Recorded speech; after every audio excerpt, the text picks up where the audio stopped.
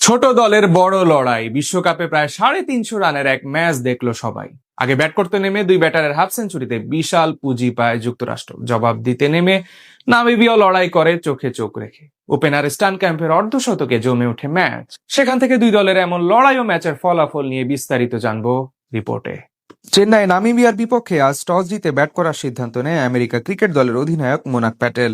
এরপর ব্যাটিংয়ে নেমে নিজের সে সিদ্ধান্তকে সঠিক বলে প্রমাণ করতে শুরু করেন বেশ ভালোভাবেই। ইনিংসের দ্বিতীয়বারে ছক্কা মেরে নিজের বাউন্ডারি খাতা খুলেন তিনি। তার সাথে অপর প্রান্তে থাকা শাহান জাহাঙ্গীরও ধীরে ধীরে হাত খুলে খেলতে থাকেন। ষষ্ঠ ওভারে জে স্মিথের উপর চড়াও হন মোনাক প্যাটেল। সেই ওভারে দুটো 4 ও একটি ছক্কার সাহায্যে আনেন 19 রান। পাওয়ার প্লে শেষে যুক্তরাষ্ট্রের স্কোর বোর্ডে জমা পড়ে বিনা উইকেটে 65 রান। সপ্তম ওভারে নামিবিয়াকে প্রথম ব্রেক থ্রো এনে দেন উইলিয়াম মাইলবার্গ।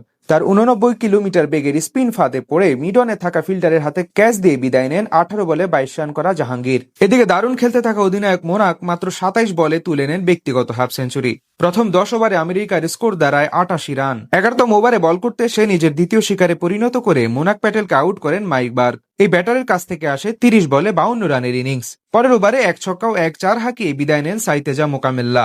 সেখান থেকে দলের হাল ধরেন মিলিন্দ কুমার এবং সঞ্জয় কৃষ্ণমূর্তি। দুজনে মিলে শুরুতে দেখে শুনে খেললেও ধীরে ধীরে অ্যাপ্রোচ বদলিয়ে হাত খুলে মারতে থাকেন। 15তম ওভারে আনেন 20 রান। 17তম ওভারে টানা 3 বলে 3 ছক্কা হাঁকিয়ে মাত্র 23 বলে অর্ধশতক পূর্ণ করেন কৃষ্ণমূর্তি।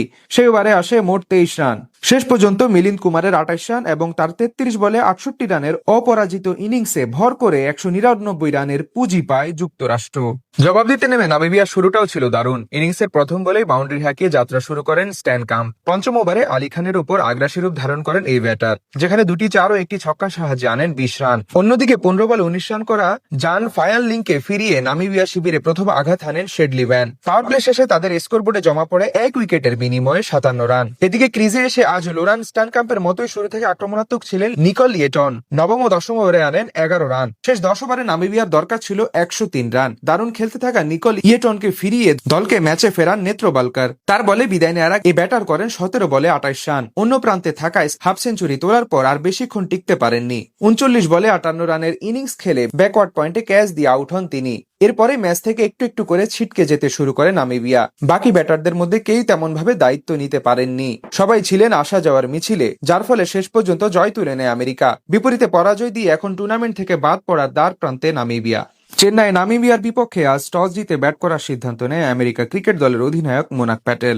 এরপর ব্যাটিংয়ে নেমে নিজের সে সিদ্ধান্তকে সঠিক বলে প্রমাণ করতে শুরু করেন বেশ ভালোভাবেই। ইনিংসের দ্বিতীয়বারে ছক্কা মেরে নিজের বাউন্ডারি খাতা খুলেন তিনি। তার সাথে অপর প্রান্তে থাকা শাহান জাহাঙ্গীরও ধীরে ধীরে হাত খুলে খেলতে থাকেন। ষষ্ঠ ওভারে জে স্মিথের উপর চড়াও হন মোনাক প্যাটেল।